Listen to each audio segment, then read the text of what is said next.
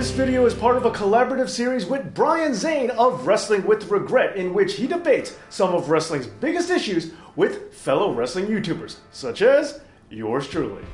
With the plethora of indie darlings and outside talent that have been signing with the WWE as of late, some fans have been left in the dark. After all, there are many out there who watch WWE and only the WWE, so they understandably might have no idea that Woken Matt Hardy used to be Broken Matt Hardy, or that the Balor Club was once the Bullet Club. However, should they? What obligation does the WWE fanbase have to know a wrestler's backstory? Should we as fans know things in advance and simply allow WWE to finish the sentence? Or is it the company's responsibility to build on everything and inform their audience? Well, that's the topic of this great debate. Now, I will be taking the side that wrestling fans owe it to themselves to learn the backstories of outside talent. In opposition to that, Brian Zane will be taking the side that WWE has the obligation to provide a wrestler's history to fans. If you want to hear his side of the argument, and I highly urge that you do, check out his video in the link in the description. And also keep in mind, our job here is to simply argue for our side of the debate. We may or may not truly believe in one side over the other, but it is our job to convince you that our side is the correct one. So with all that being said, let's get started.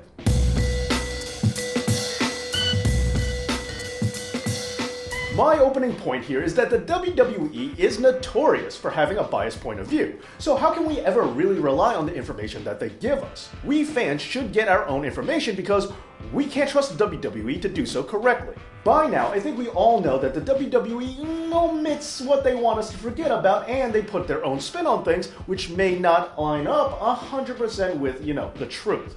For example, overall, WWE pretends like TNA and Ring of Honor don't even exist. Also, WWE doesn't even get their own continuity right all the time. Just think about every wrestler that falls out of favor with the company. They either downplay their role that they had during their time, or they just stop talking about them altogether. And on top of that, there are whole words and phrases that the WWE doesn't even want people using, like wrestler or belt. Now sure, you could make the argument that the WWE should be accurate in telling a wrestler's history, but I'm gonna be practical here. They probably won't, and even if they try their hardest, they'll probably still fail at it anyway, because it may not be possible for them to be accurate with the company's guidelines working against them. After all, just remember that seeing is believing, and Michael Cole can try to paint as pretty a picture as he can, but it doesn't change the fact that the WWE may not always be able to show all of the necessary footage, or legally speaking, mention everything needed in order to properly tell you what a wrestler was doing before they got to the WWE. And more importantly, this is pro wrestling we're talking about here.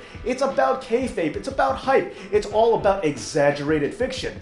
They're not telling you the truth to begin with, so why should you expect them to be any more accurate when it comes to recapping a backstory? It just doesn't make a whole lot of sense. As fans, we don't have to protect kayfabe in our research. We don't have to worry about copyright laws, and we can get the information without the filters of trying to protect our company and trying to protect the illusion of pro wrestling, which gives us a much better and more reliable truth than the WWE ever could provide for us.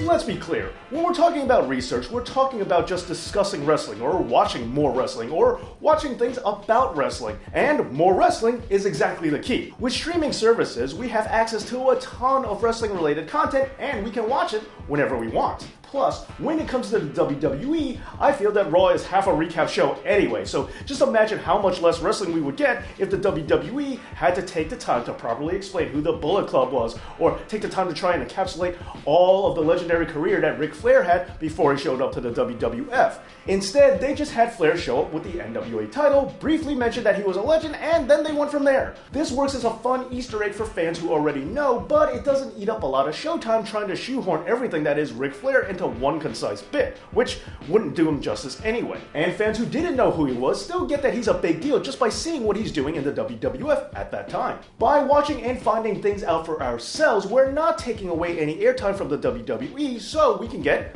more wrestling. And most importantly, when we do our own research, we are supporting other companies, even if it's as small as just raising our awareness of other promotions by talking about it with friends, or if we go full-on fanboy by hardcore watching other wrestling companies, we are helping to grow the industry. And let's all remember, from the boom period, the better other companies do, the better competition is. And the better competition is, the better wrestling gets as a whole, and thus giving us, that's right, more wrestling, which we can choose to watch when we want thanks to streaming services.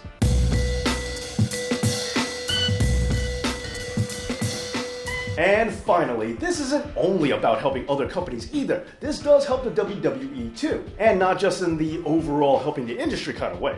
Think of all the dream matches that outside fans have been craving that we got to see on WWE soil. Because of our pre-existing fandom for AJ Styles, Kevin Steen, or Shinsuke Nakamura, WWE knew that we were interested in them. And this has always been the case as well. Chris Jericho, Eddie Guerrero, Rob Van Dam. By knowing outside companies, we get a sense of what we think will do well in the WWE in the future. And another great thing about the WWE not needing to retell a wrestler's backstory is that it gives the WWE the freedom to start over if they need to. Like with Stone Cold Steve Austin's feud with Brian Pillman. If the WWE went out of their way to fully show you what the Hollywood Blondes were all about, well, that would have killed the edginess of the characters that both men were trying to portray in the WWE.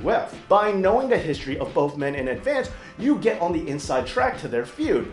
But by not seeing it on WWF TV, you don't ruin the direction of the Stone Cold character or of Brian Pillman's. This gives the WWF the freedom to do what's best by either starting fresh, like with Stone Cold Steve Austin, Sami Zayn, or The Undertaker, or they can choose to keep the momentum going, like they did with Samoa Joe, Bobby Roode, or Adam Cole, Baby. Also, by seeing how good other companies handle something, we can also learn to think outside of the WWE box. When we're open to learning that there are other ways to do things, we can let the WWE know that's what we want from them too. Just remember, Bret Hart, Randy Savage, Ted DiBiase, they were all, once upon a time, outside talent, and their outside fans loved what they did and how different it was. This created interest in the WWF, and once these wrestlers got there, they were allowed to bring something new to the table and further influence and evolve the WWF as a whole. Because of ECW, the WWF knew there was a marketplace for having attitude.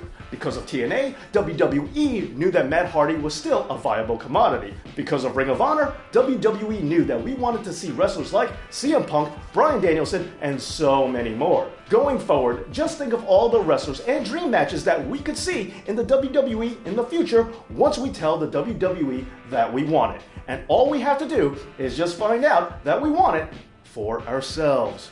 In closing, we the fans owe it to ourselves and owe it to pro wrestling to find out what's going on in the greater wrestling world. It's the best way to influence the product and to grow the business. And by having multiple sources of information, we can make our best and most reliable assessment as to what the truth really is, instead of just blindly trusting that one source is telling us the whole truth. We as fans can and should choose our own level of involvement, and wrestling superfans should be able to dig into as much outside wrestling as they want to. By doing your own research, fans get to have the most freedom. Once again, I want to thank Brian Zane for coming up with this collaboration, and you should totally check out his side of the argument on his channel, Wrestling with Regret. I have the link in the description and in the iCard in the upper corner of this video.